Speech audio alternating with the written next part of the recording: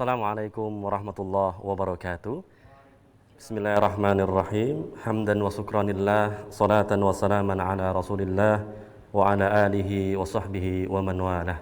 Amma ba'du. Pemirsa channel terpilih MTA TV dan pendengar Persada FM dimanapun Anda berada, sejatinya umat Islam memiliki modal yang besar untuk senantiasa menjalin kebersamaan. Karena umat Islam memiliki ilah yang satu, yakni Allah Subhanahu wa taala. Memiliki uswah dan qudwah yang satu, Nabi Muhammad sallallahu alaihi wasallam. Memiliki kitab yang satu, yakni Al-Qur'anul Karim, dan memiliki kiblat yang satu, yakni kiblat ke Baitullah.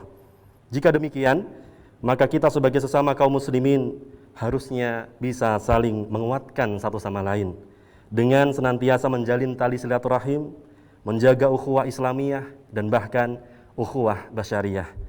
Meniti jalan dakwah spesial edisi kali ini pemirsa, kita hadirkan tamu-tamu yang istimewa dan nantinya pemirsa dapat menyaksikan acara kali ini melalui IndiHome Channel 853, parabola free to air dan 10 jaringan radio di bawah Yayasan Majelis Tafsir Al-Quran.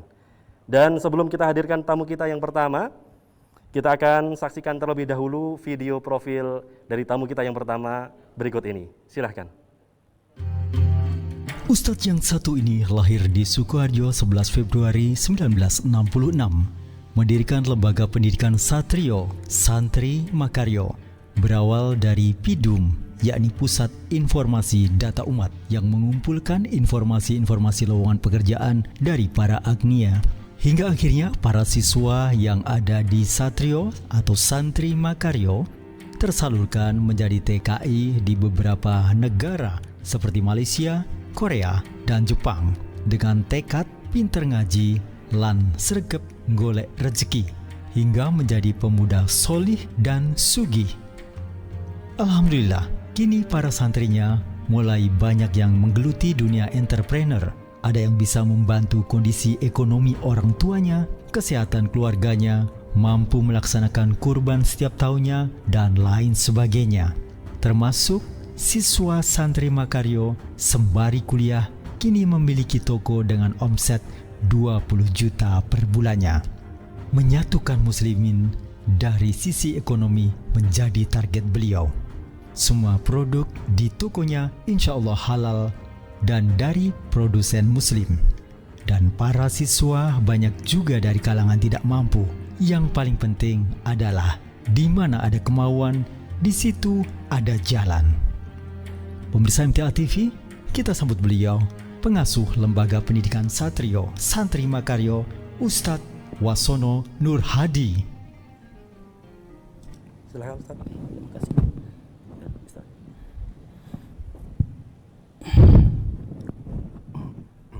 Monggo Ustaz. Waalaikumsalam. Alhamdulillahirabbil alamin. Sehat Ustaz ya? Sehat Mas. Alhamdulillah. Ustadz Wasono Nur Hadi. Jadi nama beliau ini terdiri dari Jawa dan Arab Ustaz ya? Jawa dan Islam. Wasono itu artinya yang terakhir, pungkasan. Iya. Kalau Nur Hadi itu petunjuk yang menerangi. Masya Allah. Jadi Ustadz mungkin diharapkan oleh orang tuanya menjadi anak terakhir yang bisa menerangi Masya Allah. umat khususnya ini, Masya Allah. Ustadz, tadi diterangkan dalam video bahwa Ustadz adalah pengasuh dari Lembaga Pendidikan Santri Makaryo. Santri Makaryo. Kenapa dinamakan Santri Makaryo atau Satrio, Ustadz? Ya. Apa filosofinya? Bismillahirrahmanirrahim. Assalamualaikum warahmatullahi wabarakatuh. Kepada saudara kita yang ada di Majelis Tafsir Al-Quran maupun yang lainnya, semoga Allah memberikan ridho kepada kita semuanya. Amin ya rabbal alamin. Jadi Satrio itu singkatan dari Santri Makaryo. Saat itu kami mengelola pengajian yang besar, ada sekitar 700 orang, gitu, mustami, jamaah. Namun sehabis pengajian itu pada tanya itu Mas Pak Nur Hadi, ini istri saya melahirkan belum bisa ngambil di rumah sakit. Kemudian yang lain listrik saya belum bayar 2 bulan. Dan yang lain kontrakan saya habis. Ini kan bicara tentang ekonomi saya begitu. Sudah kemudian dari perjalanan hal seperti itu, kemudian kita muncul. Ini kan ngaji itu kan santri kan begitu. Kemudian uang ekonomi itu kan makaryo, maka santri makaryo. Ya. Kalau secara apa itu dasar sebenarnya adalah seperti yang paling yang sering oleh Al Ustaz sebut, yaitu surah Al-Qasas ayat 77, A'udzubillahi wabtaghi fima atakallahu daral akhirah. Carilah yaitu bekal untuk negeri akhirah. Wala tansa nasibaka minad dunya, dan janganlah kamu melupakan nikmat dunia. Santri itu ngaji mencari akhirat, maunya naik surga, cita-citanya. Makaryo itu kerja, cita-citanya adalah kaya raya. Jadi orang muslim itu ada kesempatan untuk baik, yaitu masuk surga dan juga bisa kaya raya. Maka santri makaryo. Fokusnya di bidang ekonomi. Ekonomi, kami kerja dan ekonomi. Kita akan lanjutkan perbincangan kita kali ini, Ustaz. Namun sebelumnya kita akan sambut terlebih dahulu tamu kita yang kedua. Dan pemirsa, sebelum kita sambut tamu kita yang kedua, kita akan saksikan video yang berikut ini. Silahkan. Beliau putra asli kelahiran Surakarta 30 September 1970 dari 20 bersaudara. Ibundanya bernama Sri Ranti, asli dari Combongan, Sukoharjo. Sedangkan ayahandanya bernama Habib Muhammad Yusuf bin Agil Al-Jufri. Kegiatan sehari-hari sebagai pengasuh pondok pesantren Darul Mustafa di Desa Salam RT 1 RW 3, Kecamatan Karangpandan, Kabupaten Karanganyar, Jawa Tengah. Masa kecilnya mulai 1976 hingga 1990 bersekolah di SD Muhammadiyah 7 Joyosuran, lanjut ke MTSN 2, kemudian SMA Negeri 4 Surakarta di STIA Darul Lughah Dakwah. Sang ayah pun mengundang guru mengaji ke rumah. Selain itu, beliau juga rutin mengikuti kajian Habib Anis Al-Habsyi di Gurawan, Solo mulai 1985. Pada tahun 1990, beliau berkesempatan menuntut ilmu ke India dan Pakistan. Kemudian pada akhir 1993 hingga 1998, karena rasa cintanya terhadap ilmu dan ulama, beliau kembali melakukan rihlah ke Darul Mustafa Tarim, Hadramaut, Yaman. Di sanalah beliau memanfaatkan waktunya dengan banyak menimba ilmu dari banyak para ulama. Di antara guru beliau di Yaman adalah Habib Musa Gadim As-Sagaf, Habib Abdurrahman bin Hafidz, dan Habib Umar bin Muhammad bin Salim bin Hafidz. Beliau termasuk generasi pertama pelajar-pelajar dari Indonesia yang dididik oleh Habib Umar bin Hafidz di Darul Mustafa Tarim, Hadramaut, Yaman. Pemirsa MTA TV yang dimuliakan Allah, inilah ayah dari 20 putra dan suami dari 3 orang istri. Para muhibin memanggilnya Habib Soleh bin Muhammad Yusuf bin Agil Al-Jufri. Fadal, jadi insyaallah.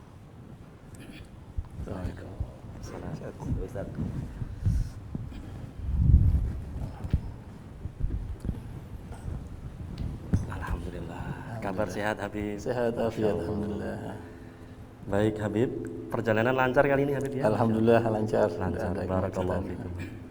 Habib, sebelum saya bertanya kepada Habib, mohon doanya untuk kami agar Allah memberkahi hidup kami semuanya, agar senantiasa hidup kami terbimbing di jalan Allah Subhanahu wa taala. Baik, Masya Allah. Jadi di antara hal yang hilang di banyak generasi kita kali ini adalah ketika bertemu dengan para ulama itu malah meminta foto gitu ya Bib ya, sebelum meminta doa.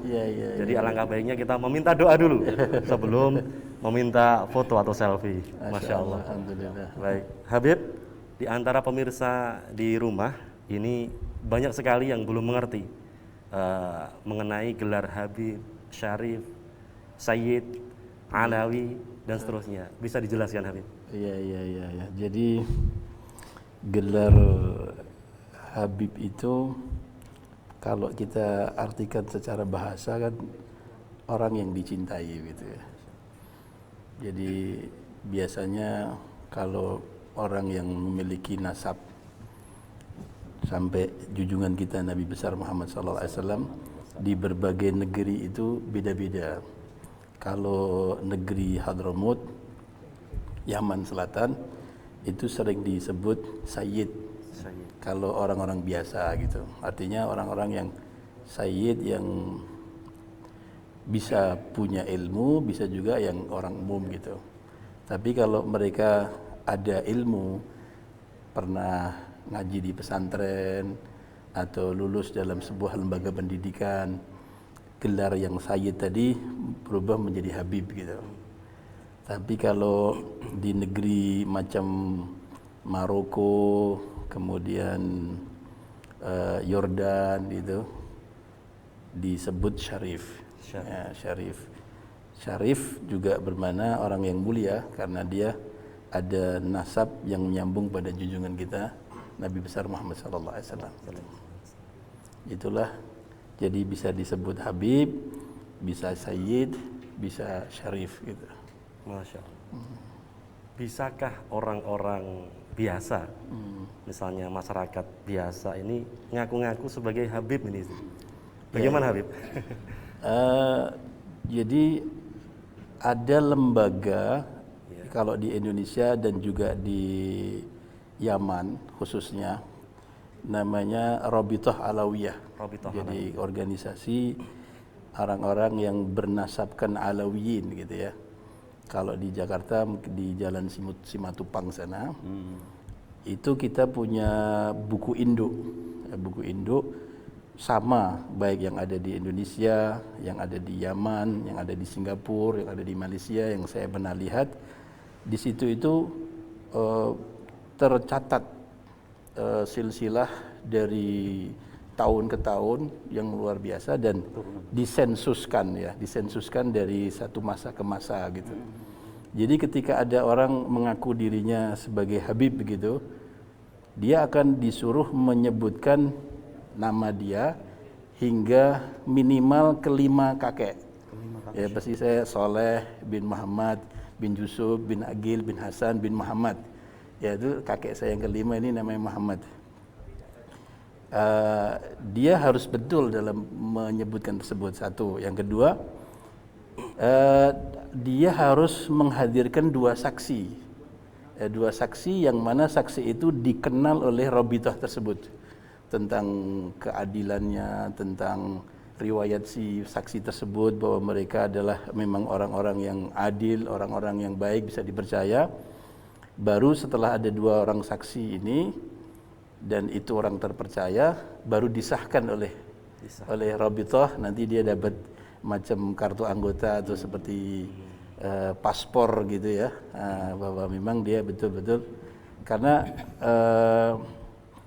orang yang bernasab itu pendekatannya tidak seperti rawi yang ada di hadis. Ya, kalau nasab itu harus mutawatir. Nah, jadi seperti saya Soleh, saya ini anaknya Muhammad.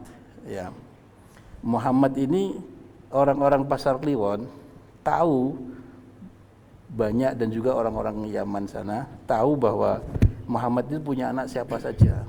Dan disaksikan oleh lebih daripada 10 orang tahu semua bahwa Muhammad itu anaknya ini gitu. Kemudian Muhammad ini punya ayah namanya Yusuf gitu ya. Itu juga mutawatir. Siapa yang kenal sama Yusuf bahwa dia punya anak namanya Muhammad, namanya Alwi, anaknya sebabnya Syekh gitu ya. Terus ke atas seperti itu. Jadi dari masa ke masa mereka saling kenal gitu ya, saling tahu.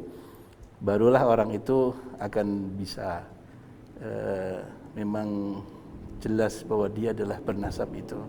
Karena kalau kita tidak pasti kan ada hadis Nabi SAW yang mengancam kita bahwa lu'ina man nusiba ghairu abin, akan dilaknat oleh Allah orang yang menasabkan atau menisbahkan dirinya kepada seseorang padahal dia bukan nasabnya. Sebagaimana yang Rasulullah SAW ditegur juga para sahabat-sahabatnya bahwa ditegur ketika Zaid bin Harithah ya yang menjadi putra angkatnya Rasulullah itu kan sering waktu itu sebelum ayat turun itu disebut bahwa Zaid ini putranya Rasulullah gitu. Ya kan Zaid bin Harithah karena memang dari kecil diadopsi Rasulullah di rumahnya, setelah dia besar Zaid ini bin Muhammad gitu. Maka terturun ayat yang menegur wa ma Muhammadun aba ahadin min rijalikum walakin khataman nabiyyin gitu. Jadi seperti itulah. Jadi ada semacam pentasih nasab gitu. Ya, ada pentasih nasab betul. Masya Allah. Baik Habib, kita akan lanjutkan perbincangan kita kali ini. Namun sebelumnya kita akan sambut Sahibul Bait Al-Ustadz Nur Khalid Saifullah LCMhum. Namun sebelumnya kita akan tampilkan video yang berikut ini. Silakan. Memiliki masa kecil di makam haji bersebelahan dengan lapangan bola menjadikan sosok beliau sangat akrab dengan olahraga sepak bola, futsal, bola voli bersama para ustadz dan santri di Pondok Pesantren MTA Mojogedang Karanganyar dilakukannya hingga kini.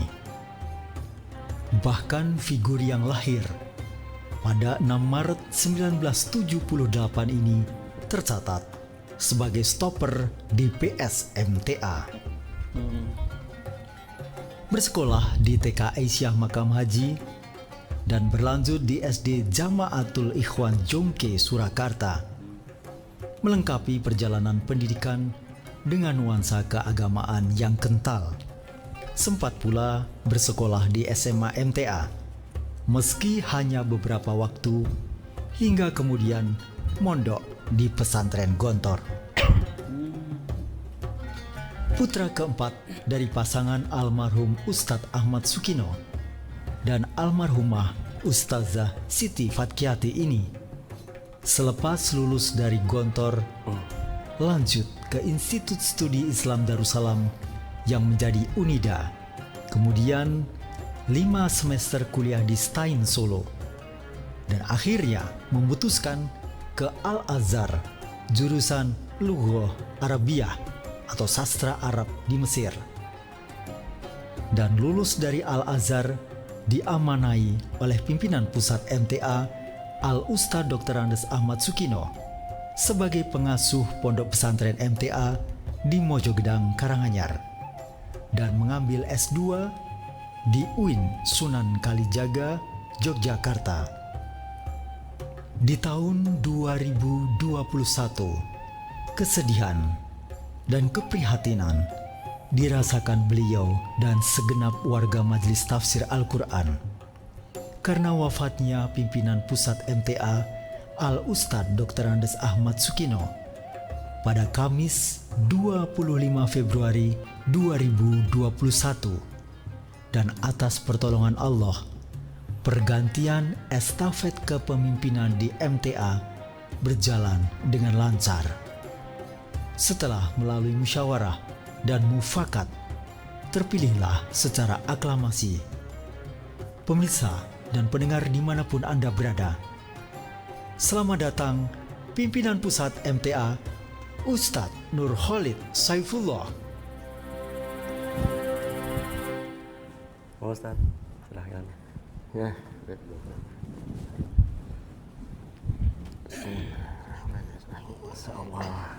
Alhamdulillah, kabar sehat Pak ya? Alhamdulillah sehat-sehat atas pertolongan Allah. Mas Anda gimana? Alhamdulillah Ustaz, berkat doa Ustaz dan habaib Ustaz Wasono, Masya Allah, semoga kita selantiasa istiqomah di jalannya. Amin, amin ya Rabbal Alamin. Ustaz, bagaimana tanggapannya bisa satu majelis dengan Ustaz Wasono, Habib Soleh Al-Jufri? Fadal Ustaz. Ya baik, Alhamdulillah, jujur ya, ini satu kehormatan, rasa syukur tersendiri yang wajib kita panjatkan kehadirat Allah Subhanahu wa taala, sehingga Majelis Tafsir Al-Quran pada kesempatan kali ini kerawuhan dua tamu yang sangat istimewa, beliau Habib Soleh Al-Jufri dan juga Ustadz Wasono. Dan beliau berdua ini kita semua sudah mengetahui bagaimana kiprah beliau dalam dakwah Islam ini, bagaimana beliau berdua membina umat, bukan hanya di wilayah Solo saja, namun sampai seluruh Indonesia, bahkan luar negeri juga. Ini beliau Habib Soleh ini. Nah, Ustadz Wasono juga demikian. Kebanyakan kita berdakwah itu melalui mimbar-mimbar. Namun beliau mengambil peluang bahwa umat Islam itu sebetulnya sudah dititipi oleh Allah semua potensi yang ada, tinggal disatukan saja. Nah, masalah terbesar umat itu biasanya berkaitan dengan ekonomi. Sekarang ibaratnya bagaimana mungkin umat mau diberi tausiah-tausiah, pengajian-pengajian kalau perutnya lapar. Maka beliau berusaha untuk membangkitkan ekonomi sehingga secara zahir dan batin itu bisa bertemu, sehingga umat bisa menerima apa yang menjadi nasihat-nasihat dari beliau-beliau ini. Alhamdulillah ini kita bersyukur ya, insya Allah seluruh keluarga besar Majelis Tafsir Al-Quran, kami sangat bersyukur dengan kerawan beliau berdua ini. Mudah-mudahan kerawan beliau berdua ini semakin menambah berkah di dakwah Majelis Tafsir Al-Quran ini. Kemudian Allah semakin merahmati, meridhai apa yang menjadi langkah dakwah kita bersama. Amin. Jadi saling melengkapi Ustaz ya. Ada yang lewat jalur ilmu, Habib Soleh, Al-Ustaz, Ustaz Wasono lewat jalur ekonomi. Beliau juga ilmu juga. Ekonomi itu tanpa ilmu ya enggak bisa. Betul Ustaz. Ya. Ustaz, kemarin setelah episode pertama di Meniti Jalan Dakwah Spesial, banyak WhatsApp masuk kepada redaksi kami dan juga komen netizen yang menginginkan agar undang dong Habib di Solo, undang dong Habib di Solo. Alhamdulillah pada kesempatan kali ini berkesempatan hadir Habib Sholeh Al-Jufri. Barakallahu fikum Habib. Dan semoga kedepannya kita bisa mengundang Habib yang lain Ustaz ya. Insya Allah. Semoga Allah meridhoi. Baik. Kami langsung ke Ustadz Wasono ini. Ustadz. Kenapa Ustadz memilih jalur ekonomi ini untuk merekatkan umat? Iya. Silakan Pak. Jadi gini, berangkat dari saya itu dari SD, SMP, SMA, S1, S2 itu umum saya Ustadz. Sekolah di umum. Sehingga kalau saya harus masuk ke sisi ilmiahnya agama, ilmu agama, toh sudah ada para habaib, kemudian para pakar-pakar gitu. Kemudian yang kedua, ternyata ada celah yang sangat dibutuhkan di situ. Masyarakat itu selain ngaji, ternyata butuh urusan perut gitu. Maaf Habib, saya kasar. Kemarin pada saat kami makan ada di warung itu, ya kami memang suka ada di jalanan gitu ya. Itu kemudian ada sesama makan itu cerita begini.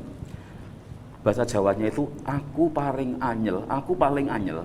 Nek ketemu karo ustad kuwi ngomong aku mesakne awakmu, engko ndak masuk neraka gitu. Saya itu paling nggak suka kalau mendengar ustad itu menyampaikan saya itu kasihan kepada kamu kalau nanti masuk neraka, maka ayo kita berislam gitu. Dan dia melanjutkan, Mbak Ustadz itu tidak usah kakian ngomong. Bahasa Jawanya maaf, nggak usah kakian cangkem, katanya begitu. Sudah, kasih aja saya beras, begitu. SPP-mu nggak bisa bayar berapa bulan anakmu. Itu cukup bagi kami untuk bisa ikut kepada panjenengan. Ini berarti juga permasalahan ekonomi lagi, begitu. Yang ketiga kalinya masih sampai kami tadi yang pertama yang awalan tadi, kedua yang itu, kemudian yang ketiga adalah banyak pemuda-pemuda yang hari ini maaf menganggur, begitu. Saya jadi berpikir ini bagaimana cara mengajikan anak-anak itu. Waktu itu kami dirikan Satrio, Santri Makaryo, kami didik, kemudian kami lempar ke Malaysia, kami lempar ke Korea, Jepang, sampai kami juga akhirnya diundang ke Korea kami begitu. Di sana perkembangannya luar biasa. Maaf, pemuda-pemuda di MTA banyak yang sampai kami terbangkan ke sana juga begitu.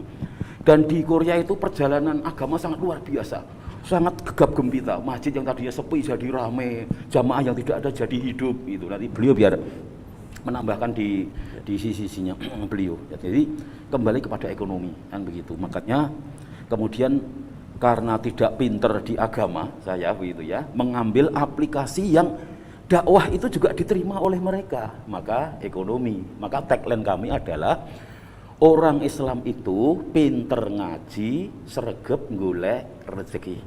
Pinter ngaji, sregep ngaji, pinter nyambut gawe. Bahasa kasarnya Orang Islam kalau bisa kaya, ayo orang Islam kaya. Orang Islam bisa jadi pejabat, ayo jadi pejabat. Tetapi kekayaan dan jabatan ini kembali Al-Qasas 77 tadi itu kembali untuk perjuangan agama, sehingga semuanya kembali kepada rel-rel agama. Alhamdulillah sampai hari besok kita masih akan membuka angkatan untuk mendidik generasi muda kita untuk generasi yang mandiri, yaitu solih dan sugih. Bahasa Jawa, solih dan sugih. Jadi kebutuhan ruhnya terpenuhi, kebutuhan jasmaninya juga terpenuhi, Ustaz ya. Insya Allah. Masya Allah. Ngaten, Ada bedanya nggak, Ustaz, ketika Ustaz bergerak di lingkungan perkotaan dengan lingkungan pedesaan? Gitu apa? Sangat-sangat berbeda. Karena kalau kita di Solo ini yang paling tepat itu mendidik generasi kita untuk jualan begitu. Maka selama kita ada di kota, kita mendidik generasi itu kalau malam diajari tahajud, kemudian diajari belajar agama, belajar sholat, tetapi kalau pagi hari sampai sore kamu harus kerja. Kita bimbing kerja. Kita sudah punya beberapa link untuk kerja dan lain-lain. Ya, begitu. Kemudian kalau di dusun ini Masya Allah, Ustadz kalau bisa nanti kita bareng-bareng Ustadz di dusun.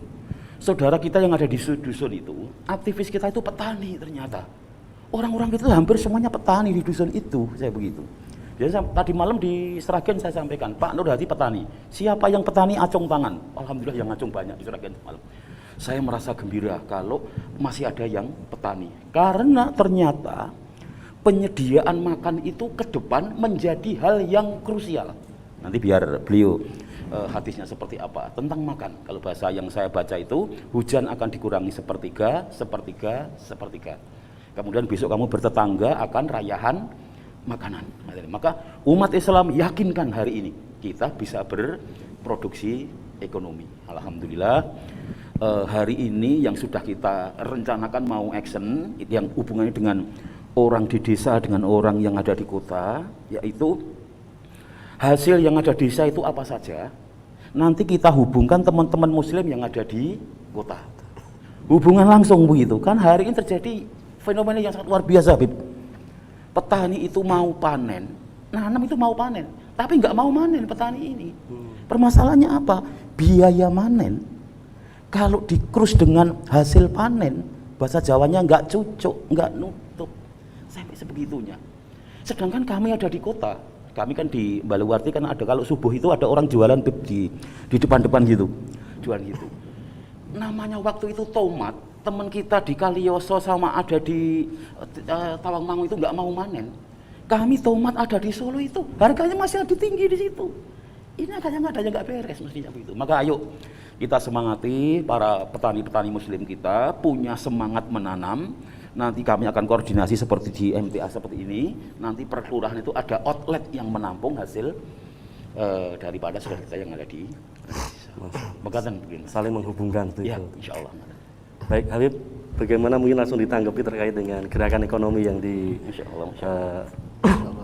oleh Ustadz Wasono ini? Jadi apa yang dilakukan Ustadz Wasono Nur Hadi sangat luar biasa. Saya siap untuk mengapresiasi dan juga mendukung ya. Karena memang kalau kita lihat di dalam sirah Nabawiyah bahwa Nabi kita Muhammad SAW itu selalu mendidik para sahabatnya itu memiliki jiwa yang mandiri. Istilah dalam agama namanya iktifa'udzat. Iktifa'udzat itu adalah orang-orang muslim, komunitas muslimin harus bisa mencukupi kebutuhannya sendiri tanpa bergantung dari dunia luar gitu ya. Kalau kita lihat potensi muslimin yang ada di Indonesia sangat luar biasa sekali ya. Kalau kita mau bicara apa saja mereka memiliki kemampuan. Contohnya lahan, lahan pertanian. Ya alhamdulillah memang Indonesia adalah 85% muslimin ya, otomatis seperti warga MTA saya rasa banyak sekali yang ada di pelosok-pelosok ya dengan cabang dan perwakilannya itu luar biasa. Itu mesti mereka punya lahan-lahan pertanian yang banyak. Kemudian mengenai teknologi, alhamdulillah para akademisi muslim yang saya juga ikut berada di dalam satu organisasi yang namanya Forum Peduli Bangsa. Ada juga YB3I, ya, dia adalah YB3I itu adalah yayasan sebagai garda bangsa untuk kesejahteraan para pesantren dan muslimin gitu ya. Nah, itu kalau terkumpul di dalamnya itu adalah teman-teman ilmuwan-ilmuwan yang bisa membuat bahwa yang tadinya 1 hektar itu bangsa 8 sampai 9 ton gabah. Tapi dengan teknologi teman-teman yang sudah dipraktekkan itu bisa sampai 14 ton. Ya, sampai 16 ton gitu. Bahkan 20 bisa sampai ke 20 dan 21 itu. Nah, itu luar biasa kan. Jadi nanti kebutuhan beras, demikian juga kebutuhan sayur-sayuran itu kan di-matchingkan tadi luar biasa antara pemilik lahan, kemudian teknologi yang kita miliki, kemudian juga salingnya melihat peta di mana yang saling membutuhkan satu dengan yang lain. Saya siap ya dengan link yang saya miliki ya untuk nanti bergabung kita bersama-sama yang saling menguntungkan kepada saudara-saudara kita yang sangat luar biasa. Bahkan juga adanya teknologi dari teman-teman kita. Saya sering juga berkunjung ke teman-teman di UPN ya, seperti Rektor UPN itu Profesor Ahmad Fauzi, UPN Surabaya. Saya pernah melihat hasil teknologi tepat guna yang dia miliki. Teknologi tepat guna adalah mesin-mesin yang sangat bermanfaat untuk menghasilkan lebih bagus. Umpamanya ya, di Madura itu banyak para penghasil jagung. Ketika dia hanya dipritili itu jagung kemudian dijual begitu saja, nilainya itu sangat rendah. Maka bagaimana kita sejahterakan para petani jagung ini ketika dipanen kemudian dikeringkan, kemudian dibikin gelepung gandum, gelepung jagung. Nah, nanti ini bisa dijual dengan nilai yang lebih besar lagi. Dan nanti juga tentang packagingnya yang bagus. Itu mereka punya dari mulai penggilingannya, packagingnya, kemudian pemasarannya. Ini memang orang-orang akademisi yang sudah memiliki kemampuan seperti itu dan lain-lainnya. Keripik dan sebagainya, orang yang hasil pohung, hasil telo dibikin keripik akan lebih tinggi gitu ya. Nah, sebenarnya kalau kita mau bekerja sama dengan baik dari potensi umat muslimin ini, apa yang disabdakan Nabi yang diinginkan bahwa kita harus memiliki iktifa'udzat, ya, bisa mandiri, yang menjadi ekonomi close loop gitu ya. Artinya tidak keluar dari tempat kita sendiri ya. Bahwa produsennya kita ya, produsen pertanian kemudian diolah, kemudian setelah itu dijual di outlet-outlet muslimin atau di jamaah-jamaah kita yang nanti untungnya kembali kepada kita. Itu sangat luar biasa sekali. Maka gerakan Ustadz Wassono Nur Hadi ini saya dukung ya, dan saya siap kapan saja Ustadz untuk bisa menyambungkan apa tadi. Jadi kami siap untuk membantu ya. Potensi umat Islam luar biasa, Luar sekali ya, biasa Ustaz ya. Habib, Masya Allah. Ustadz Nur Khalid, bagaimana terkait dengan yang digerakkan oleh Ustadz Wassono Nur Hadi tadi? Mungkin MTA juga ingin menjalin kerjasama apa yang telah dilakukan oleh Ustadz Wassono. Memang gerakan ekonomi umat itu menjadi sangat penting ya, karena tidak kita pungkiri salah satu sendi kekuatan Islam itu kalau ingin kuat ekonominya harus kuat. Makanya kan mukmin yang kuat ya, itu lebih dicintai oleh Allah daripada mukmin yang lemah. Kuat akhlak, kuat ilmu, kuat jiwanya, kuat ekonomi, kuat segala-galanya. Namun ilmu, ekonomi dan lain sebagainya, kalau akhlaknya kuat maka semuanya diikat dengan akhlak. Kalau semua diikat dengan akhlak maka akan jadi bagus, tidak akan menyimpang dari tataran agama sebagaimana yang beliau sampaikan tadi. Karena biar bagaimanapun satu fenomena tidak dipungkiri, hampir-hampir kefakiran itu menyebabkan seseorang bersifat kufur. Itu menutup kebenaran dari kebenaran Allah, kebenaran Rasulullah.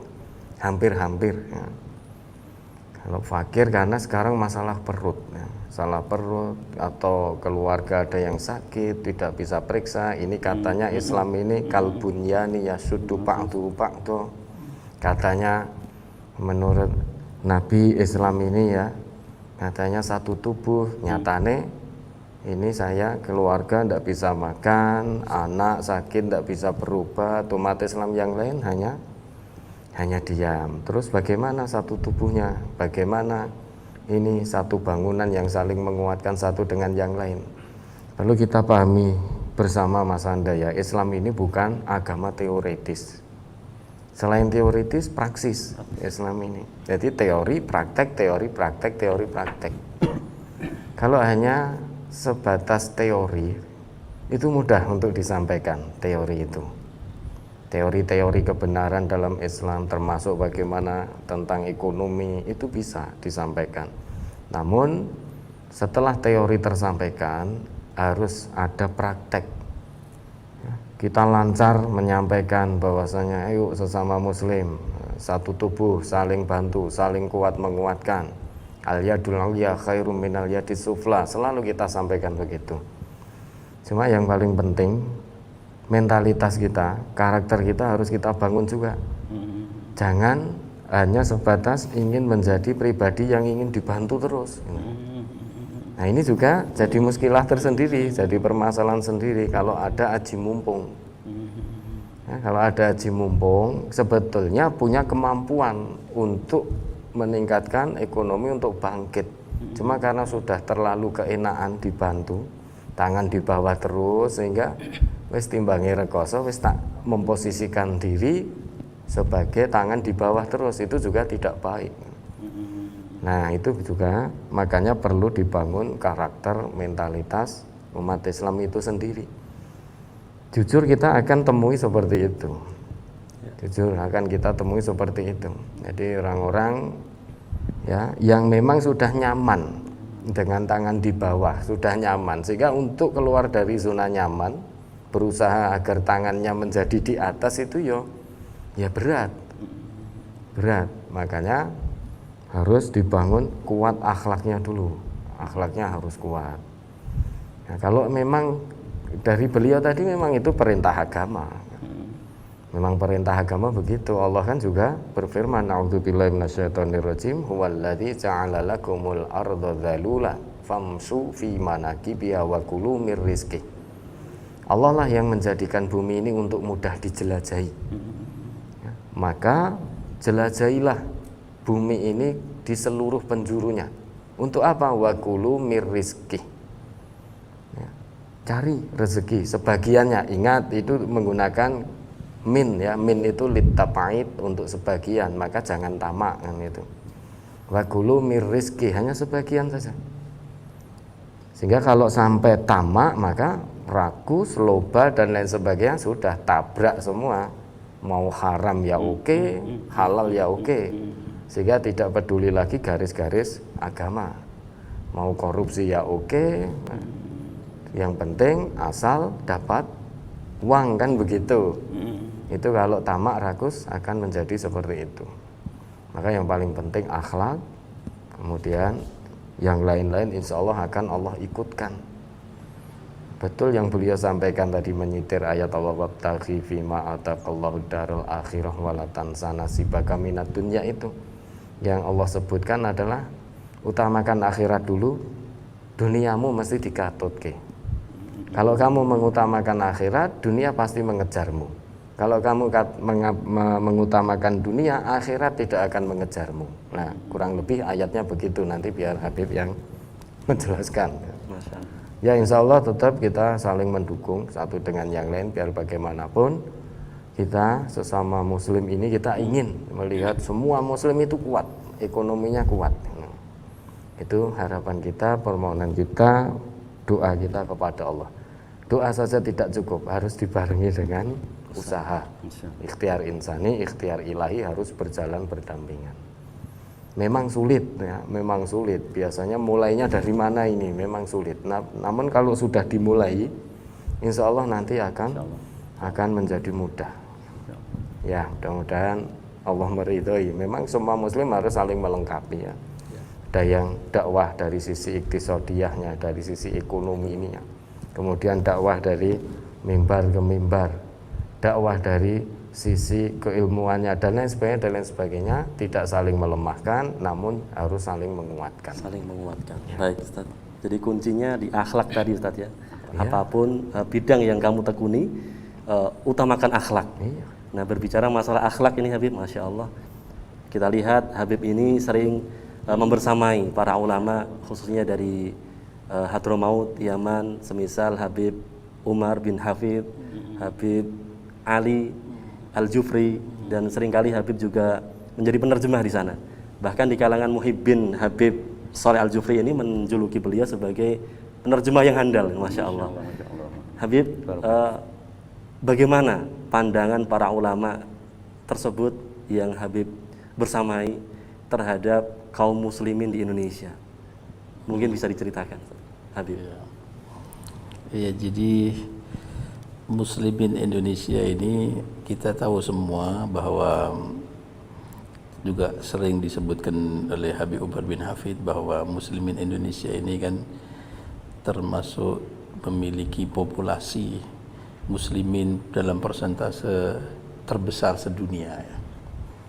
Kita dengan jumlah 270 juta penduduk itu kita ada 85% muslimin yang tersebar di seluruh penjuru Indonesia ini dari Sabang sampai Merauke, luar biasa. Kemudian potensi muslimin juga beliau-beliau itu di Indonesia ini ditanggapi luar biasa. Banyaknya madrasah-madrasah Islamiyah, pondok-pondok pesantren, kemudian jamaah haji yang juga terbesar seluruh dunia ya. Indonesia ini, pondok pesantren di Indonesia ini lebih dari 10.000. Kemudian yang mukimin di pondok pesantren yang belajar kalau dikumpulkan itu ya lebih dari 10 juta. Lebih dari 10 juta yang mondok. Itu merupakan potensi yang luar biasa. Dan rakyat Indonesia ini luar biasa, kesadaran beragamanya ini jauh lebih bagus lah dibandingkan dengan di negeri-negeri yang lain ya. Kesadaran untuk berinfak, kesadaran untuk ngaji, kesadaran untuk menyekolahkan anak ke pesantren, ke madrasah Islamiyah gitu. Ini dari semua tingkatan ya, baik yang petani, yang buruh, sampai kepada pejabat-pejabat, juga orang-orang konglomerat mereka mempedulikan sekali anak-anaknya untuk kayak begitu. Jadi Habib Umar dan juga para Habib-Habib Hadramaut itu sangat perhatian sekali di Indonesia ini. Dia bahkan mengatakan para Habib-Habib itu sepertinya sulit untuk didapati negeri-negeri yang lain seperti Indonesia ini loh. Antusiasnya itu luar biasa. Coba ketika offline yang PMTA ini per minggu ada 8.000 orang sampai 10.000 orang datang dari berbagai Karsidenan Surakarta ini ya, Solo Raya, luar biasa kan. Ini menunjukkan antusias sekali. Ketika Habib Umar datang umpamanya di Jakarta, yang hadir lebih daripada 200.000 orang kalau mendengarkan ceramahnya beliau di Monas itu. Ketika beliau ke Kalimantan Selatan, pernah juga saya menghadap ke beliau ke Kalimantan Tengah, lebih daripada 100.000 orang yang mendengarkan dari berbagai daerah dan lapangan yang begitu. Wah, jadi ini luar biasa antusiasnya nih muslimin ya. Maka beliau itu terharu, begitu antusiasnya orang mau ngaji, mau berjalan menuju surga, mau berjalan menuju kepada akhlakul karimah, kebaikan agama ini.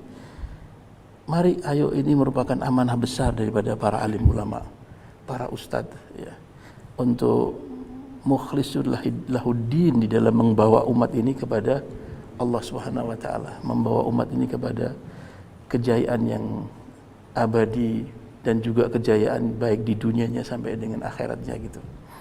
Sehingga Habib Umar menyiapkan waktu setahun sekali datang ke Indonesia ini untuk berkeliling di berbagai tempat, dan beliau mendirikan Majelis Al-Muwasalah Baina Ulama Al-Muslimin.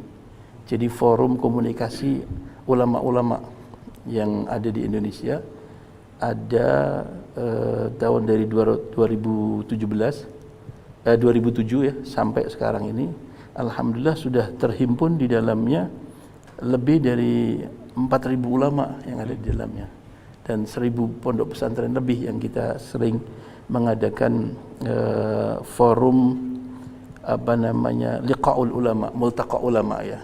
Terakhir kemarin multaqa ulama ketika sebelum pandemi, berarti tahun 2019 terakhir itu kita buat di Sultan Agung, Universitas Sultan Agung Semarang ya. Itu hadir di dalamnya itu 3.000 ulama dari Asia Tenggara ya, Asia Tenggara, dan kita diskusi sama para ulama itu seharian penuh gitu, dan berdialog mengenai permasalahan-permasalahan umat gitu.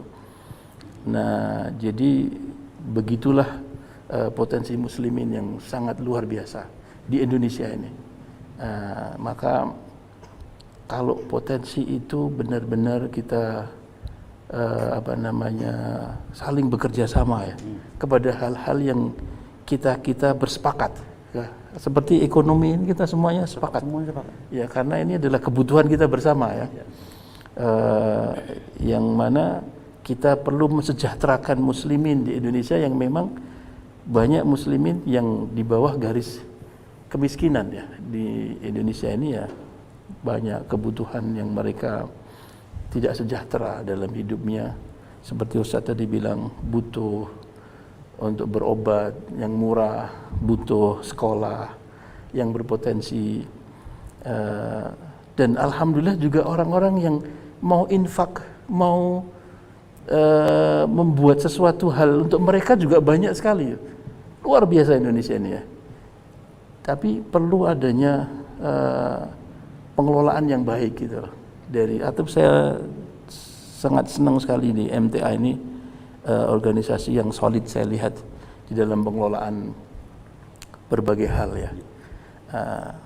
Kalau seandainya itu bisa ditularkan atau paling tidak dikerjasamakan dari potensi yang ada ini, kemudian yang nanti kemanfaatannya bisa bersama, itu luar biasa itu. Saya siap untuk istilahnya apa yang saya miliki ya, dari hal link, dari hal apa, monggo selama untuk Islam wal muslimin ya, izul Islam wal muslimin, dengan senang hati gitu.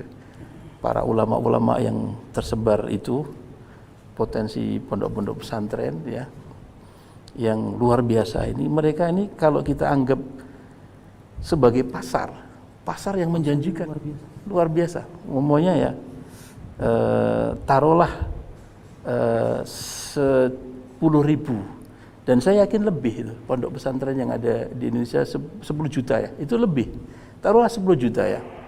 Dari 10 juta itu kan masing-masing punya bapak ibu, keluarga kan, punya bapak ibu, berarti kan 30 juta ya kan, bapaknya ada 10 juta, ibunya 10 juta, anaknya 10 juta. Mereka punya saudara masing-masing satu mamanya. Ya, rata-rata. Padahal ada yang punya anak 2, 3, 4, 5 ya. Berarti 40 juta. Ya kan? Itu pesantren sudah punya 40 juta. Kemudian ada alumninya.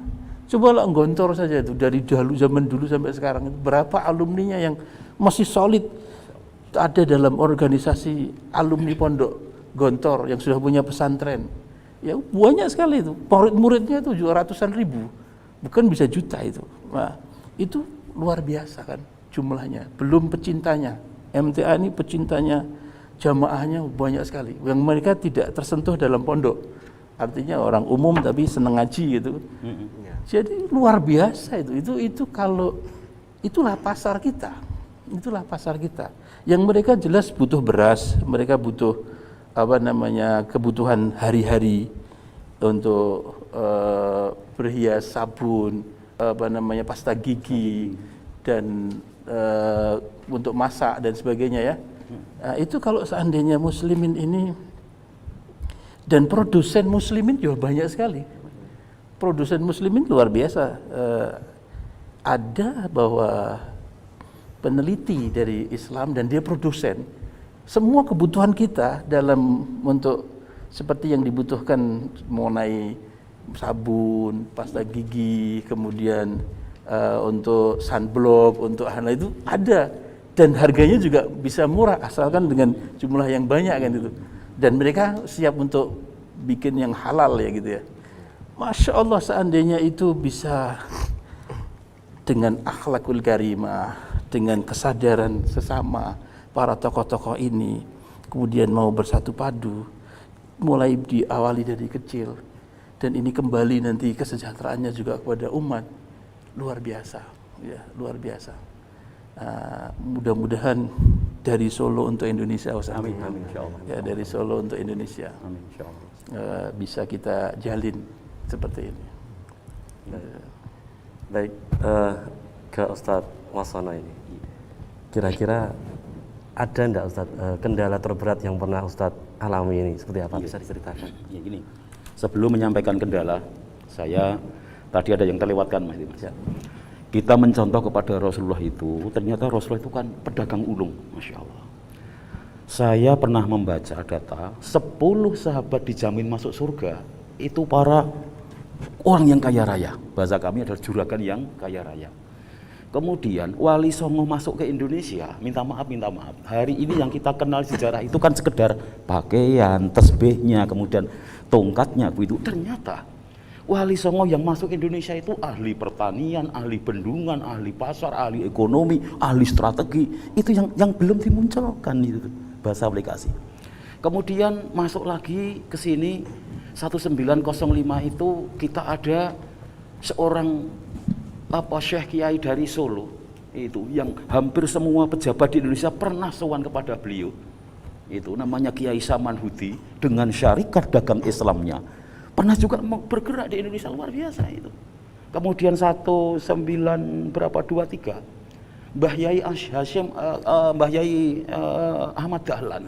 Itu ternyata gerakan dakwahnya adalah gerakan ekonomi. Sehingga hari ini Masya Allah Muhammadiyah itu kampusnya menjadi kampus-kampus yang hebat, rumah sakitnya banyak. Karena apa? Saat itu sudah terapan. Yang akhir Mbah Yai Hashim Asy'ari ternyata dalam dakwahnya adalah memakai Nahdlatul Tujar, begitu. Kebangkitan pengusaha. Jadi kalau dirunut itu ya hari ini dakwah ekonomi itu ya sudah menjadi hal yang pokok. Sedikit tadi yang ketinggal. Kemudian yang menjadi kendalanya hari ini begini hari ini. Karena kita di Indonesia ini kan sudah lama melihat TV Bib. Melihat baliho ini tadi itu, sehingga di kepalanya saudara kita itu kalau tidak keluar di TV katanya nggak bagus. Padahal yang bisa keluar di TV itu ya milik mereka, milik kita belum, begitu. Makanya ini tugas yang terberat adalah membuat mindsetnya saudara muslim kita. Okay? Ayo kita kembali kepada kaum muslimin yang ada di Indonesia ini. Saya punya keyakinan seperti tadi Habib menyampaikan, kaum muslimin di Indonesia ini, maaf bahasa kami, tidak akan lapar sebenarnya. Kalau minta maaf sedikit, mau bermindset sederhana dan produktif. Sederhana contoh saya pakai. Maukah saudara kita itu memakai kacamata yang harganya 10.000? Nggak harus setengah juta, nggak harus jam tangan yang harganya sekian miliar, minta maaf. Kami suka pakai, walaupun kami ngisi di beberapa negara, jam tangan kami besar, itu cuma harganya 30.000. Yang penting kan fungsinya di situ. Ini termasuk mindset ini. Mindset yang kedua, ayo kita cinta kepada orang-orang kita, orang-orang Indonesia ini. Ya gitu nih bahasa kami di luar itu bila beli bolo dewi. Jadi bila beli bolo dewi ya memang kita untuk bersama-sama itu insya Allah. Dan alhamdulillah kami sudah praktek ini Bib. Jadi yang di Habib sampaikan tadi, kami hari ini ada 50 outlet yang kita gerakkan titik di mana-mana itu, alhamdulillah masya Allah. Kemudian outlet yang tempat kami itu pernah ada omset maaf hampir 1 miliar per bulan. Ini real, produknya teman muslim kita kumpulkan, disosialisasi kepada teman-teman muslim, ditambahi. Ayo hasil di sini mana? Padimu mana? Jagungmu mana? Ini semuanya itu. Sehingga bersatu di dalam gerakan ekonomi ini. Alhamdulillah dengan gerakan ekonomi itu kami diundang oleh Nahdlatul Ulama, kami diundang oleh Muhammadiyah, kami diundang, kemudian kemarin di kepolisian kami diminta untuk motivasi, kemudian dinas-dinas kami mengisi motivasi yang berkarakter ekonomi, apalagi pabrik-pabrik Habib alhamdulillah meminta kita untuk memotivasi kerja begitu. Yang mana kalau di ruangan ini kami sempat 2 kali oleh Al Ustadz diminta untuk mengisi ada di situ, waktu itu IIBF yang tidak lain adalah juga Gerakan Ekonomi Muslim Indonesia. Yakin bismillah. Dari kaum muslimin untuk kaum muslimin. Insya Allah. Masya Allah. Insya Allah. Insya Allah. Baik, Ustadz Nur Khalid, adakah contoh di zaman Nabi terkait dengan syirkah di bidang perekonomian yang seperti yang dikatakan oleh Ustadz Wasono tadi? Ya, tentu beliau-beliau ini yang lebih berkompeten untuk menyampaikan itu. Ya. Namun kalau kita melihat sedikit apa yang diabadikan oleh Allah itu, ya, bagaimana Nabi kita mempersaudarakan antara kaum muhajirin dan kaum ansor. Nah, waktu itu kaum muhajirin memang meninggalkan kampung, ya, meninggalkan Mekah dalam kondisi yang semua ditinggalkan. Materi-materi, kekayaan, harta, kekayaan semua ditinggalkan, hijrah kepada Allah ke Madinah. Ingat yang pertama kali Nabi lakukan, ini sebagai teladan kita, yang pertama kali beliau lakukan adalah wa yu'siruna ala anfusihim walau kanu bihim khassasah. Jadi kaum Ansor yang memang berada di tempat tinggalnya sendiri sudah mapan, dan kaum Muhajirin datang, lah dikuatkan ekonominya, dipersaudarakan, dikuatkan, sehingga apa yang ada pada kaum Ansor diberikan sebagiannya kepada kaum Muhajirin. Nah, sangat menarik, seorang sahabat Abdurrahman bin Auf waktu itu mau diberikan materi, beliau menolak, tidak mau, beliau tidak kerso, tapi tunjukkan aku jalan ke pasar, begitu. Ini memang dari sisi ekonomi, jadi kuatkan dulu ekonominya. Kaum Muhajirin begitu hijrah dikuatkan ekonominya, sehingga ayo kaum Ansor, nah ini saudaramu datang, apa yang kamu punya sebagian berikan kepada saudara-saudaramu ini. Dan hebatnya lagi kaum Ansor itu tidak merasa iman, tidak merasa kecewa, tidak merasa gelo, sudah memberikan sebagian hartanya kepada kaum Muhajirin. Beda dengan kita, sudah memberi barwi. Setelah itu kita mungkin ada sedikit masalah dengan orang yang pernah kita beri, lantas kemudian muncul rasa kecewa. Wah, ngerti ya rata kei, kan gitu.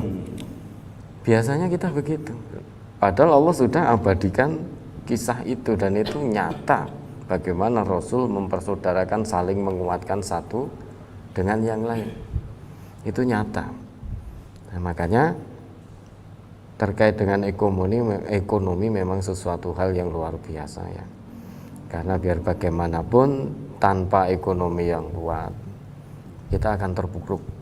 Kita akan terpuruk tanpa ekonomi yang kuat. Sekarang seperti beliau, dakwah kemana-mana, sampai ke luar negeri. Yaman.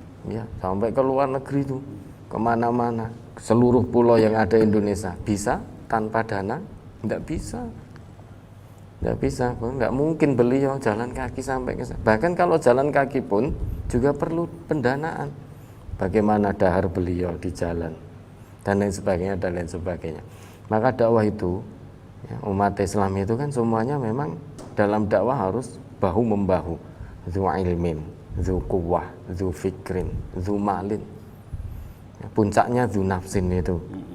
Yang Allah titipkan ilmu, dakwah dengan ilmu. Kemudian yang Allah titipi ilmu ini kebetulan dari sisi finansial misalkan kurang, maka yang umat Islam yang lain yang Allah titipkan finansial mensupport ini, sehingga tidak bisa kita sendiri-sendiri, karena memang kita ditakdirkan oleh Allah untuk bersama, tidak bisa jalan sendiri-sendiri. Maka ada satu makalah yang sangat menarik, la ghalabata illa bil quwwah, tidak ada kemenangan kecuali dengan kekuatan.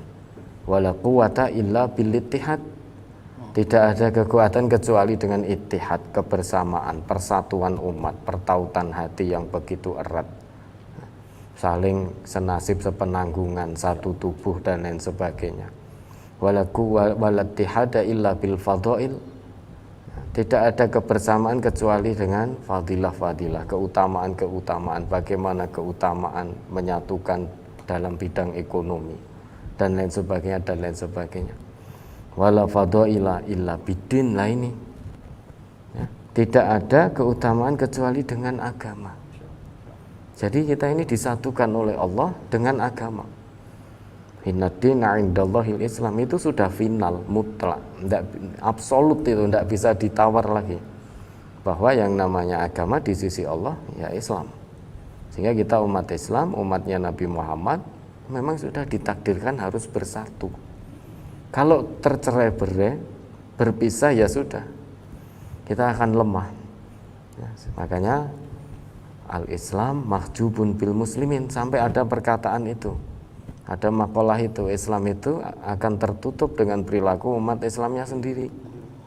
Akan tertutup, wong ditakdirkan bersatu kok malah bercerai-berai. Makanya kebenaran Islam akan tertutup dengan perilaku umat Islam sendiri. Nah, ini dari lagi-lagi dari sisi ekonomi memang umat Islam harus bangkit. Kalau tadi disampaikan beliau bahwa ulama-ulama yang masuk ke sini ahli pertanian, ahli ini itu, kalau kita mau merujuk ke belakang, semua ilmu pengetahuan yang ada di dunia ini, penemunya siapa kalau bukan ilmuwan muslim? Dari sisi medis, obat-obatan, Ibnu Sina. Dari pesawat terbang, Abbas bin Firnas, dan lain sebagainya. Semua ilmu pengetahuan yang ada itu penemunya itu adalah ilmuwan Islam, ilmuwan muslim. Dulu itu bisa menemukan, kemudian mengembangkan dan lain sebagainya, sehingga jadi produsen. Kenapa sekarang ganti generasi, sekarang umat Islam hanya nyaman menjadi konsumen. Padahal dulu produsen, kok sekarang hanya jadi konsumen. Nah, itu PR-nya beliau. Baik, ke Habib Soleh ini terkait apa yang disampaikan oleh Al-Ustaz Nur Khalid tadi, bagaimana sahabat Nabi bisa saling mensupport satu sama lain. Nah, bagaimana cara menumbuhkan jiwa di kondisi kaum muslimin yang sekarang ini untuk bisa saling mensupport satu sama lain di berbagai bidang? Bagaimana Habib?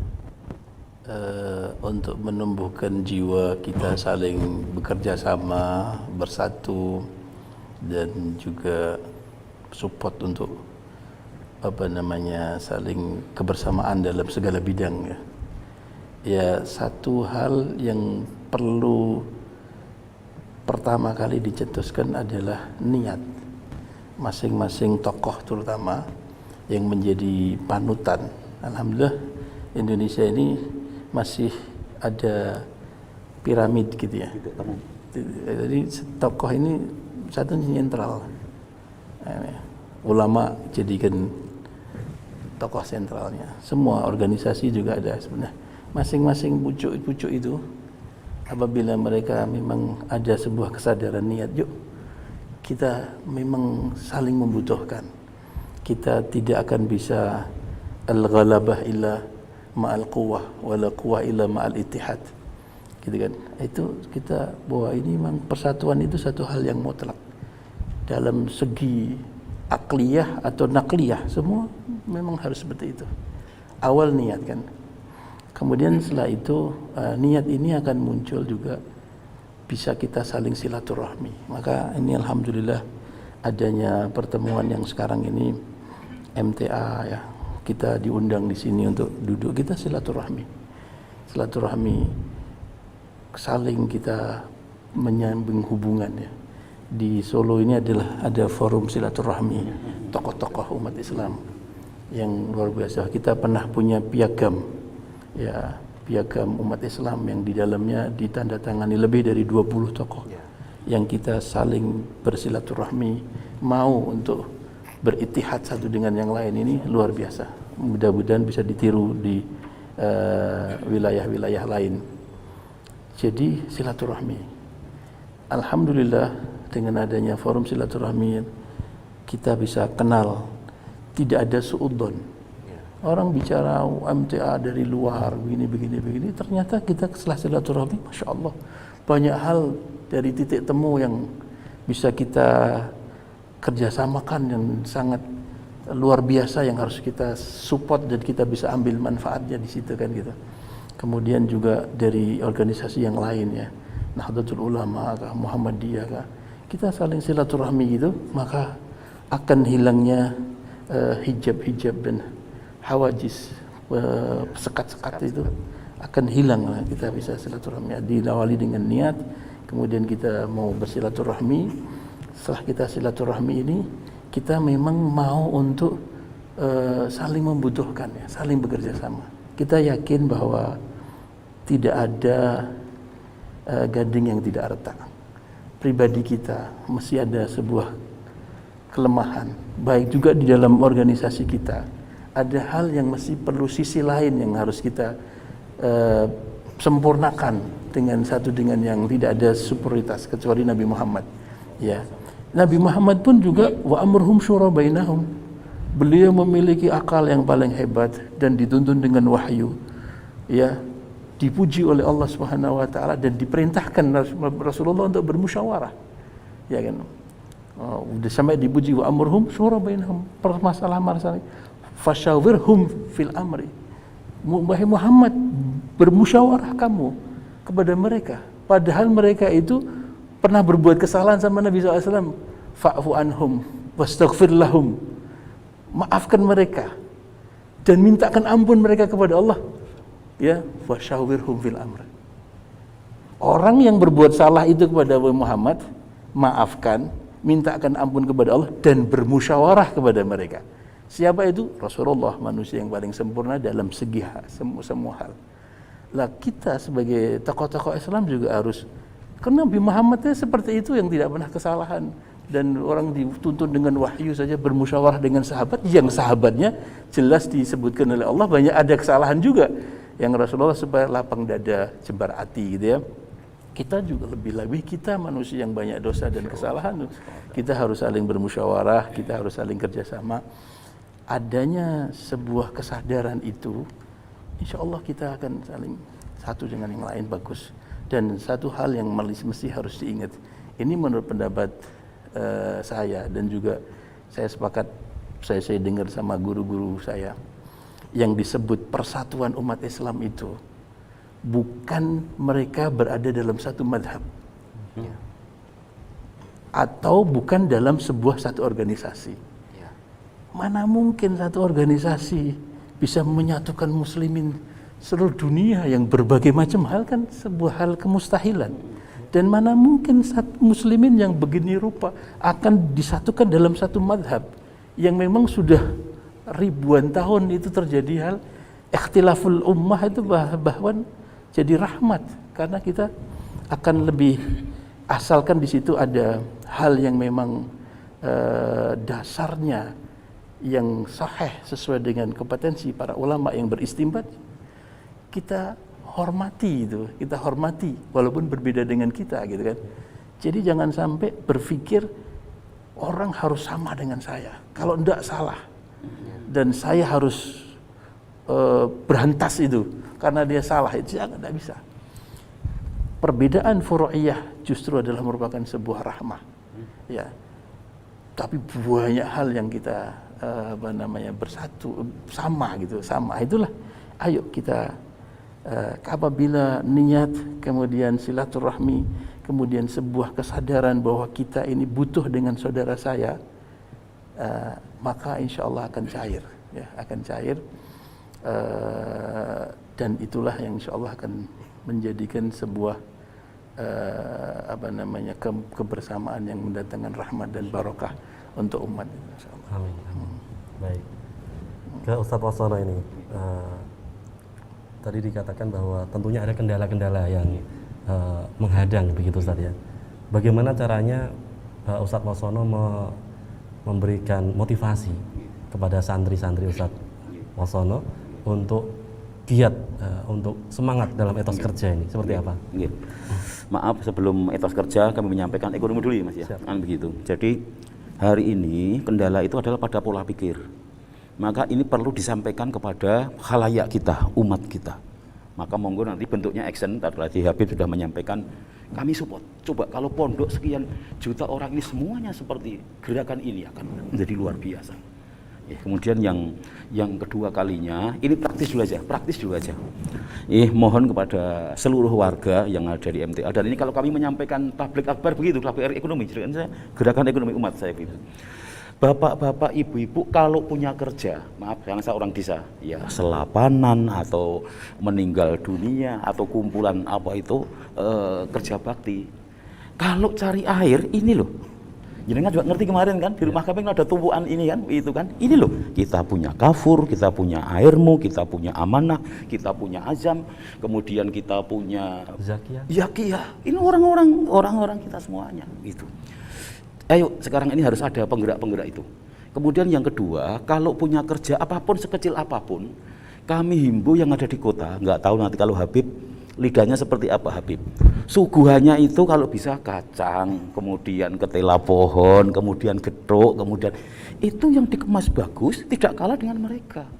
Ada filosofi apa Mas? Sekedar pohon, ketela pohon yang kita makan, kita belinya dari petani kita. Petani kita tuh nanamnya jadi laku sehingga semangat. Padahal petani itu di rumah, minta maaf, petani kita itu punya cucu, punya anak yang TPA, yang ngaji, mondok. Berarti kita makan jagung, makan pohon hari ini. Sebenarnya kita mendorong anak-anak kita untuk hafal Al-Quran. Nggak main-main sebenarnya. Hari ini yang kami alami Mas, petani-petani masih agak mengalami kendor. Maka harus, ya kami di Korea itu petani itu bangga begitu. Damelin apa Pak? Petani itu bangga Pak. Beda dengan orang kita. Damelin apa Pak? Tani Pak. Kan begitu orang kita ini. Ini pola pikir harus dibangun. Maka petani kita harus bangkit. Alhamdulillah kemarin pertemuan aktivis pertanian itu 1000 meter Habib, Ustadz 1000 meter bisa setahun menghasilkan 50 juta rupiah. Sudah praktek ini. Yang kedua juga ini aktivis kita di MTA, saudara saya yang dari Sukoharjo, hari ini nanam padi setahun sudah panen 4 kali. Yang paling atas itu ayam, di bawah ayam itu lele, di bawah lele itu bawang, di bawah bawang itu padi, di bawah padi itu ternyata ada sapi di sana. Sehingga setahun itu panen ayam, kemudian panen lele, panen bawang. Mengapa bawang? Karena ternyata kimia itu harus diabsorb dengan akar bawang, ternyata begitu, dengan bawang. Hasil daripada air bawang ini masuk ke petani. Kemudian tani itu hasil jeraminya itu digunakan untuk lembu sapi. Teletong dan kencingnya digunakan untuk pupuk. Ini sudah praktek, minta maaf. Dan itu juga supporter MTA luar biasa di Sukoharjo. Panjenengan tahu kemarin dengan Pak Menteri, Bu Menteri Pertanian di Bulu itu diberi amanah 80 hektar. Jadi sudah ada aktivis-aktivis kita di pertanian yang sangat luar biasa. Maka para petani, ayo kami ajak bersama-sama untuk bangkit dengan pertanian, kita akan menjadi kebarokahan. Assalamualaikum warahmatullahi wabarakatuh. Masya Allah. Luar biasa ini ya. Mulai dari yang kecil dulu mungkin Ustaz ya. Masya Allah. Kalau salam yuk, selesai loh ini. Gimana? Kalau udah salam selesai. Oh iya. Masya Allah. Nanti kita lanjutkan lagi. Terbiasa dengan salam. Ya, pokoknya kita santai saja ya. Kita santai saja. Baik. Baik. Mungkin ini juga pertanyaan terakhir Ustaz. Waktunya tinggal beberapa menit. Harapan kepada kaum muslimin khususnya di Indonesia agar senantiasa semangat, terutama dalam menjalin silaturahim, agar tumbuh emosi yang saling menguatkan tadi.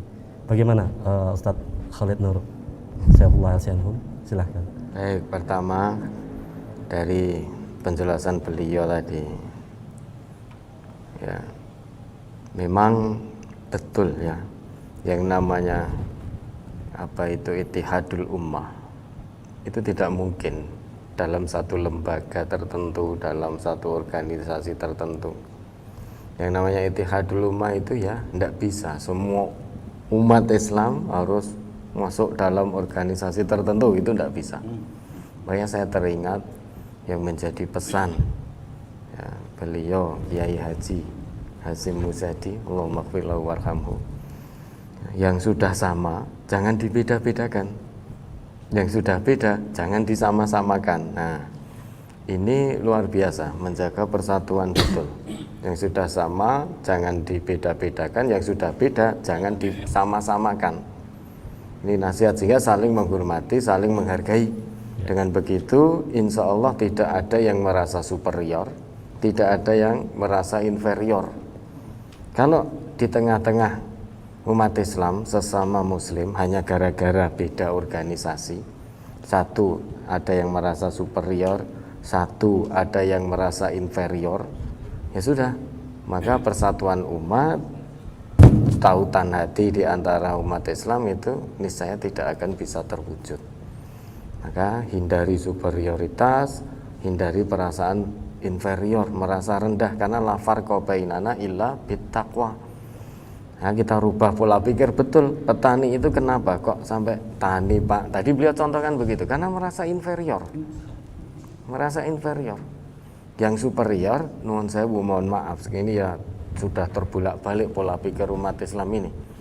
Orang melihat seseorang itu mulia dilihat dari mobilnya, dilihat dari hartanya, dilihat dari status sosial pekerjaannya, dilihat dari pakaiannya. Nah, ini sebetulnya kalau ada orang yang memandang seperti ini, kemudian dia akan memberikan dampak pada orang yang dilihatnya sehingga merasa jumawa, merasa superior. Coba kita lihat saja sekarang di jalan-jalan, di jalan raya, kita setiap hari menggunakan jalan raya. Tidak sedikit yang mobil-mobilnya mewah itu, tidak sedikit. Tidak memperhatikan hak pengguna jalan yang lain seperti orang yang naik sepeda motor. Mengapa? Ya karena lewat dengan mobil bagus. Ini kalau tidak ada akhlak, ya sudah. Pengguna jalan yang lain haknya sudah sikat, dan itu kan. Lawang saya ini mobilnya mewah.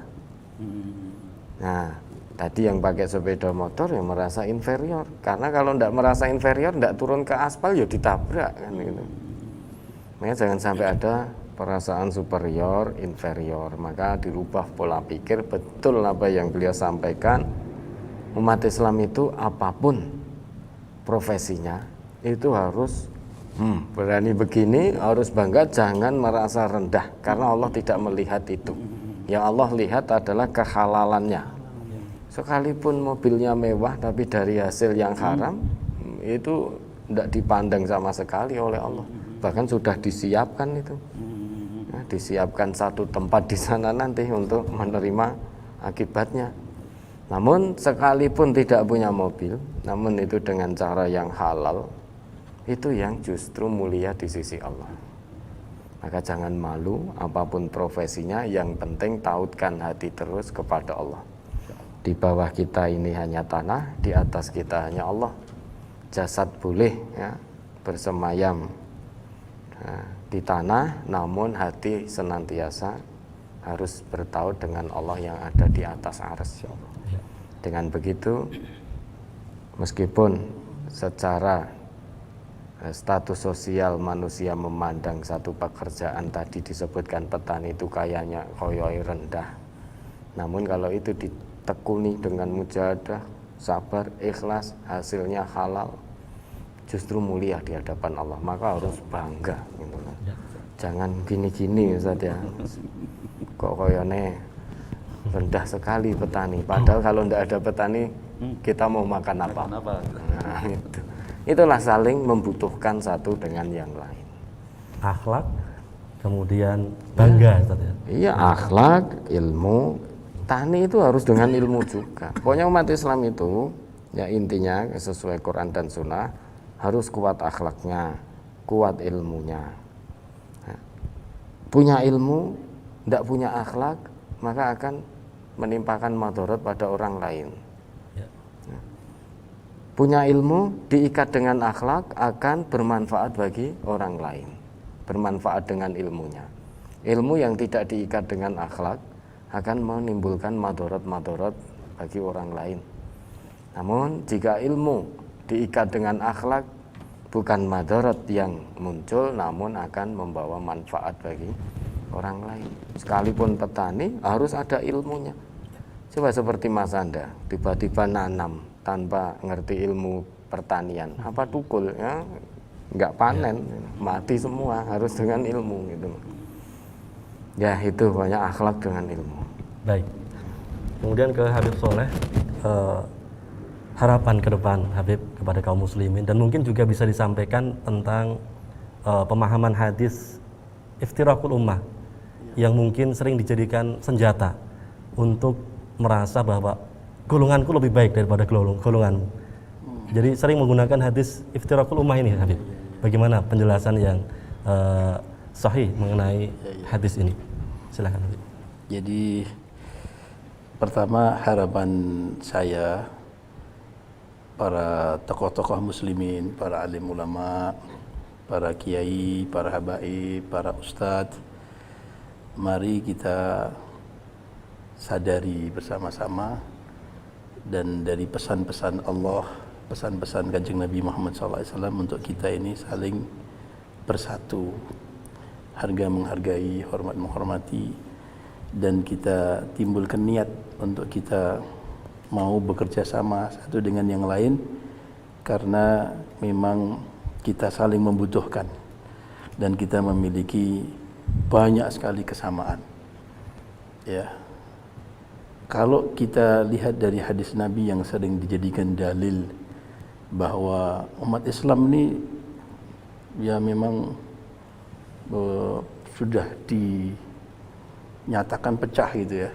Kemudian yang satu masuk surga, yang 72 akan masuk neraka. Tapi kalau kita lihat pendapat-pendapat para alim ulama ya, seperti Al-Imam Al-Ghazali yang tua ya, kemudian yang ulama generasi yang akhir-akhir seperti Syekh Muhammad Said Ramadan Buti, kemudian Habib Abu Bakar Al-Mashhur Al-Adni, kemudian Habib Umar bin Muhammad bin Salim bin Hafid juga, dan ulama-ulama yang lainnya, ketika beliau mensyarahkan makna hadis bahwa iftaraqa Nasara Yahudi bi 71 firqatan wa iftaraqa Nasara bi 72 firqatan wa iftaraqat ummati bi 73 firqatan kulluhum finnar illa wahid ma ana alaihi wa ashabi, atau kama qala Nabi sallallahu alaihi wasallam. Beliau itu menyebutkan seperti ini, bahwa coba diteliti ketika Nabi SAW menyebut pecahnya Yahudi, Rasulullah menyebut Yahudi. Pecahnya Nasrani dengan 72, Rasulullah menyebut Nasrani. Tapi ketika menyebut Islam, Rasulullah tidak mengatakan pecah Islam, tapi pecah umat. Iftarakat ummati, kata Nabi, umatku. Para ulama-ulama yang saya sebutkan itu tadi, dan juga banyak ulama yang lain, umatnya Rasulullah itu dibagi dua, ummatul ijabah dan ummatul dakwah. Ummatul ijabah adalah umat yang mereka sudah menerima Islam, sudah mengucapkan la ilaha illallah Muhammadur Rasulullah, dia adalah muslimin. Kemudian ummatud dakwah adalah umat yang menjadi objek untuk kita dakwahi, yaitu non-muslim. Mereka adalah 72 dan muslimin adalah satu yang mengucapkan la ilaha illallah Muhammadur Rasulullah sebagai ummatul ijabah. Maka siapa saja yang meninggal dunia dan dia membawa kalimat tauhid la ilaha illallah Muhammadur Rasulullah, dalam matinya huwa fil jannah, dia masuk surga. Golongan apapun, organisasi apapun, ya, mereka adalah saudara kita muslim karena dia mati dengan kalimat la ilaha illallah Muhammadur Rasulullah, yang disebutkan dalam hadis yang lain bahwa Nabi SAW mengatakan, ya, man qala la ilaha illallah dakhala jannah, dan siapa yang dia wala tamutunna illa wa antum muslimun, kamu jangan mati kecuali kamu adalah Islam. Apa itu Islam? Orang syarat yang utama masuk Islam adalah dia bersyahadatain.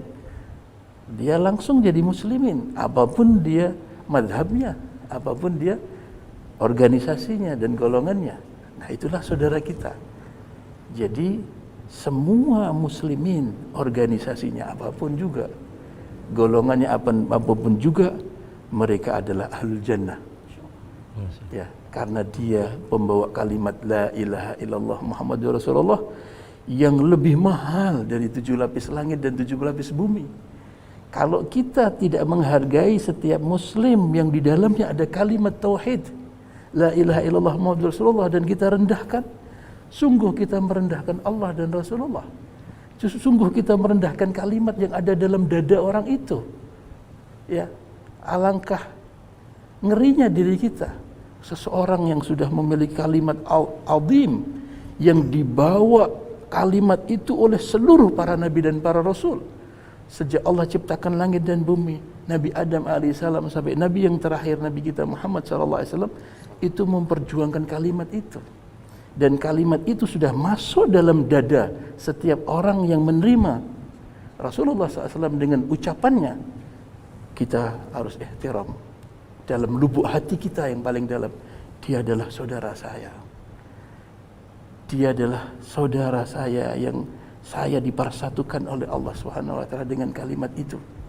Tidak boleh ada perasaan merendahkan. Tidak boleh kita merasaan menghina. Ya, karena kalau kita menghina orang yang sudah punya kalimat, kita akan berhadapan dengan Allah. Bagaimana wajah kita nanti berhadapan dengan Allah dan Rasulullah pada orang yang sudah punya kalimat yang agung yang ada dalam dadanya.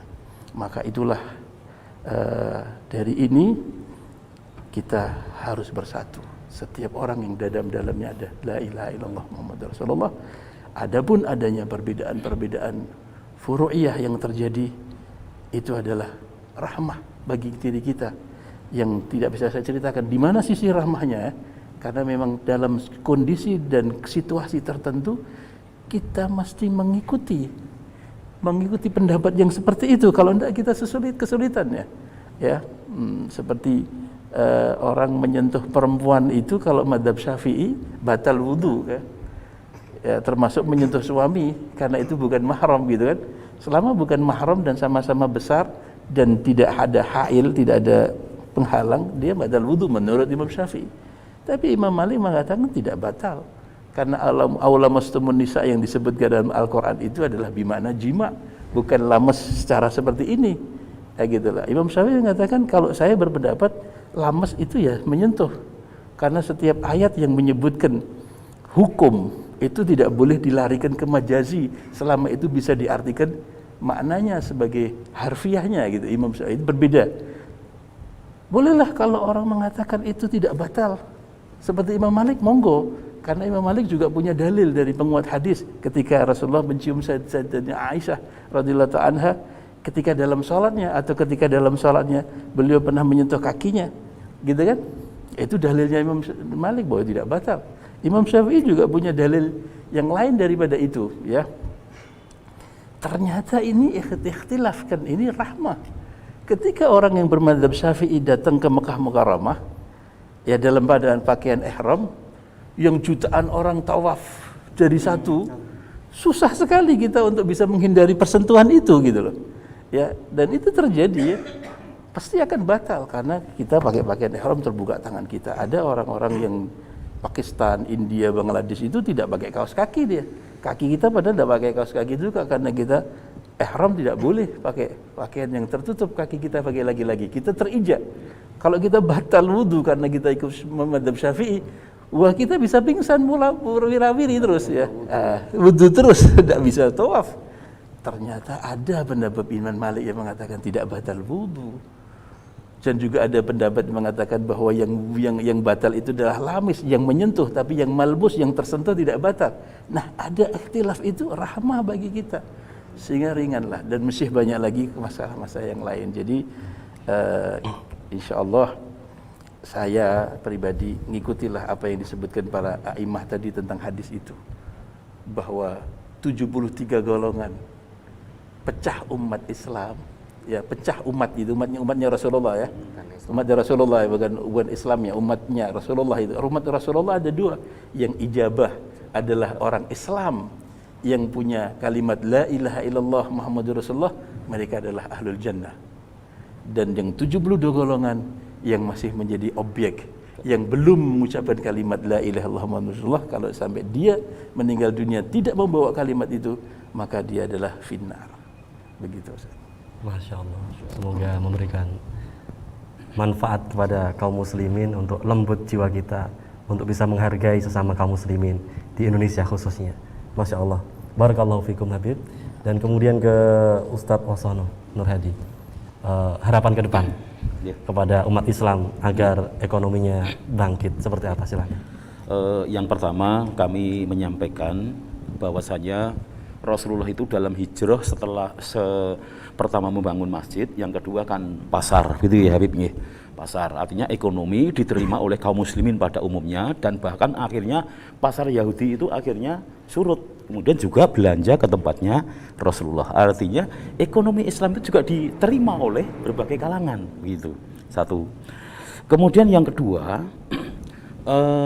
masuk ke Indonesia, NKRI ini juga tadi saya sampaikan dibangun dengan cara-cara usaha, salah satunya dakwah melalui usaha. Maka kalau hari ini minta maaf kaum muslimin dari entah nanti dari pondok, dari kalangan apapun organisasi, kita bergerak dalam bidang ekonomi, ini berarti kita juga menjaga NKRI. Karena para wali songo itu juga waktu itu Nusantara juga akhirnya menjadi NKRI, kemudian Mbah Hasyim Asy'ari dan Yai Ahmad Dahlan itu juga NKRI. Jadi kalau hari ini kita membangun ekonomi, juga kita membangun NKRI. Gitu. Yang terakhir, harapannya adalah bentuknya action ini Mas Adam. Jadi ekonomi tidak bisa sekedar teori, nggak bisa, tapi ini action. Yang paling pendek, simple. Kalau ada mbok-mbok kita pakai bronjong, maka mobil kita berhenti. Bahasa Jawa nih larisi gitu Ustaz. Larisi, karena di balik mbok bronjong itu, sekali lagi, ada cucu yang TPA, ada anak sekolah Islam, ada yang mondok dan lain-lain. Saya udah praktek Ustaz. Saya beli karak itu harganya 16.000, tak kasih uang 20.000. Mau dijujuli, kemudian saya sampaikan, ini Pak, jujuli Pak. Mbok, sing 4.000 sedekahku ya Mbok. Nangis Mbok kita ternyata itu 4.000 coba. Artinya di kalangan kita sangat lembut sekali. Ayo ini action. Yang naik mobil, yang naik motor, kalau ada penjual-penjual kita, Mbok-mbok itu berhenti mobil kita. Kemudian yang kedua, actionnya adalah ayo para petani mempunyai semangat. Nanti kalau kepengen dari ilmu yang sudah kami siapkan dengan tim, bahwasanya 1.000 meter ada penghasilan 50 juta, kemudian setahun panen 4 kali, ini sudah real, bisa diundang juga ada di forum kita ini. Begitu kami jembatani. Kemudian kalau nanti dari keumatan itu yang ada di kota, kami di Santri Makaryo memang bentuknya action ini kita Mas. Action kami sudah karena sudah lama Ustadz, kami di divisi ekonomi Dewan Syariah, ada divisi ekonomi di Dewan Dakwah gitu, sehingga tugas kami memang itu, sehingga kami kumpulkan produk-produknya teman-teman muslim, termasuk nanti kalau warga kita ada produk, silakan lempar kepada kami, akan kami lempar kepada kaum muslimin. Maka insya Allah kalau umat Islam ini bersatu, maka Indonesia ini akan tegak. Ngaten kira-kira. Ya, ini teori ya. Teori bagus sekali, tinggal dipraktekkan. Ini teori ini.